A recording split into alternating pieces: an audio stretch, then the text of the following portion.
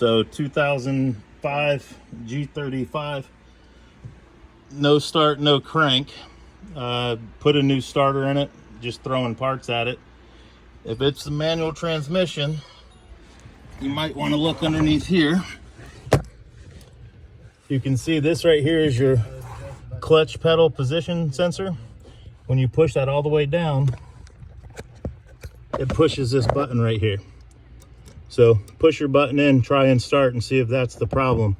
There was like this weird little rubber piece here that had deteriorated and fallen off, causing it not to start. So way to test it, just push this button in, turn the key, should start. If that's the case, you need to put something in here to make a contact with that.